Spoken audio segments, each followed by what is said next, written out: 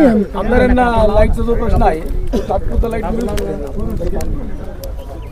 गेली अनेक वर्षापासूनची आपली नारायणगावची परंपरा की दरवर्षीप्रमाणे ही सगळी तमाशा कलाकार मंडळी आपल्या इथं तमाशा पंढरी उभारतात, त्यामध्ये आपल्या सगळ्यांच्या रावट्या लागल्या जातात आणि मग इथून पुढं खरं तर ज्या ज्या गावामध्ये यात्रा आहे इथले सगळे जे फड आहे ते फडमालकांना भेटून गावकरी मंडळी तमाशा ठरवत असतात आणि गेली कितीतरी वर्षापासूनची परंपरा आहे। मी तमाशा कलाकारांना मनापासूनचे धन्यवाद देतो की नेहमीच त्यांनी नारायणगाववर सहकार्याची भूमिका ठेवलेली आहे आणि नारायणगावकर सुद्धा तमाशा कलाकारांना हे आपल्या घरातलं जे एक माणूस आहे या पद्धतीने जपायचा प्रयत्न, मग ती यात्रा कमिटी असेल, आपलं मुक्ताबाई काळोबा देवस्थान ट्रस्ट असेल, ग्रामपंचायत नारायणगाव असतील किंवा समस्त नारायणगावकर मंडळी असतील, या सगळ्या माध्यमातून करत असतात आणि खरं तर अनेक वर्षापासूनची परंपरा आजपासून इथं रावट्या उभारायला सुरुवात झालेली आहे। खरं तर संतोष नाना एक 10-15 मिनिटात इथं पोहोचतील, थोड्याशा एका कार्यक्रमात असल्यामुळं त्यांनी सांगितलं की तुम्ही हा कार्यक्रम करून घ्या, ज्यावेळेस सगळ्या रावट्या उभारल्या जातील त्यावेळेस एक उद्घाटनाचा कार्यक्रम घेऊ, त्यावेळेस ते निश्चित स्वरूपात आपल्या सगळ्यांबरोबर असणार आहे। ही जी विठाबाई नगरी म्हणून आपण या रावट्यांच्या याला सुद्धा आपण ते नाव दिलेलं असतं, कारण ज्यांनी नारायणगावचं नाव 7 समुद्रपार पलीकडं पोचवलं त्या आमच्या विठाबाईंना मानवंदना म्हणून खरं तर या जागेला सुद्धा विठाई नगरी असंच नाव आपण सगळ्या ग्रामस्थांनी आणि आपल्या तमाशा कलाकारांनी दिलेलं आहे।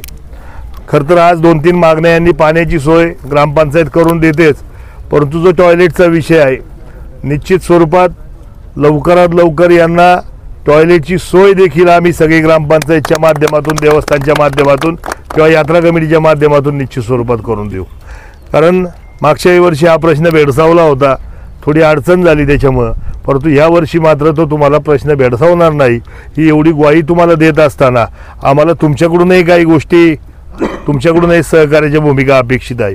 खरं तर नारायणगाव पंढरीचं नाव, तमाशा पंढरीचं नाव होत असताना काही फडमालक सुपारी घेतात आणि तमाशा मात्र करत नाहीत। बरोबर आहे। अशा फडमालकांना मी तुम्हाला सगळ्यांना विनंती करतो की अशी कंप्लेंट असेल तर त्या फडमालकांना आपल्या ह्या विठाई नगरीमध्ये त्यांना जागा उपलब्ध करून देऊ नका, कारण ह्या गोष्टींचा परिणाम भविष्यात तुमच्याही व्यवसायावर होत असतो आणि पर्यायाने नारायणगावच्या नावावर सुद्धा होत असतो। आणि म्हणून तुम्हाला विनंती करतो आपल्या सगळ्यांच्या माध्यमातून की असा जर कोणी असेल तर त्याला आत्ता वेळीच रोका, तुम्ही सगळेजण बसा, आम्हाला बोलवा, आपण त्यातून मार्ग काढायचा प्रयत्न करू। परंतु ह्या गोष्टी सातत्याने वारंवार 1, 2, 3, 4 यात्रा संपल्या की अशी फोन यायला सुरुवात होतात। त्याचबरोबर काही तमाशाचे फडमालक लोकांना जे आपले काम करतात आपल्या तमाशांमध्ये त्यांना सुद्धा पैसे वेळेत पोचवत नाहीत, तर त्यावर सुद्धा थोडंसं काम केलं पाहिजे, कारण ती सगळी मंडळी आहेत तर त्याच्यामुळेच तुमचा तमाशा चालतोय आणि त्यांना वेळेवर पेमेंट त्यांचे पण फोन येत असतात। विनंती हीच आहे की आपल्या सगळ्यांना गुण्यागोविंदाने राहायचं आणि कोणत्याही प्रकारची कंप्लेंट न येता आपण हा आपला सगळा कार्यक्रम पुढे चालू ठेवला पाहिजे। पुन्हा एकदा आपल्या सगळ्या फडमालकांना या तुमच्या सगळ्या पुढील नवीन वर्षाच्या सुरुवातीला मी तुम्हाला शुभेच्छा व्यक्त करतो की उदंड असा तुम्हाला व्यवसाय लाभू का जेणेकरून तुमचीही खरं तर एवढं 100-125 लोकांचं कुटुंब चालवायचं हे तुम्हाला सुद्धा आजच्या काळात जिकरीचं आहे, तरीसुद्धा तुम्ही तुमची कला ही सातत्याने सादर करता। तुम्हाला सुद्धा आमच्या सगळ्या ग्रामस्थांच्या वतीने मानाचा मुजरा करत असताना लाईटची जी तुमची समस्या आहे निश्चित स्वरूपात एक चांगला माणूस आम्ही आमच्या सगळ्या ट्रस्टी मंडळीच्या माध्यमातून किंवा आमच्या ग्रामस्थांच्या माध्यमातून तुम्हाला देतो, त्याच्याकडून ते काम करून घ्या। त्याला काय सांगायचं आम्ही आमच्या पातळीवर सांगून घेतो की तुम्हालाही त्रास होणार नाही आणि भविष्यातही चुकीचं काम होणार नाही, अशा पद्धतीचं निश्चित स्वरूपात एक नियोजन आपण करू आणि एक चांगला ह्या वेळेचा चांगला आपला हा सगळा अध्याय आपण सुरुवात करू। पुन्हा एकदा आपल्या सगळ्यांना शुभेच्छा व्यक्त करतो।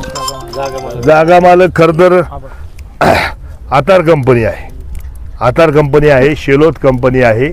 मी या सगळ्यांचा मनापासूनचा आभार व्यक्त करतो, कारण आज नारायणगावात सोन्याचे भाव असताना देखील ही जागा मालक विनामूल्य आपल्याला ही जागा देतात आणि खरं तर आपली परंपरा आहे। आतार बंधूंचं मानावं तेवढं आभार थोडेच आहेत, कारण त्यांनी आपल्याला यात्रेत सुद्धा शोभेचं दारूकाम तर असतेच, परंतु त्याचबरोबर ही जागासुद्धा त्यांनी आपल्याला आज सलग 3रं वर्ष आहे मला वाटतं.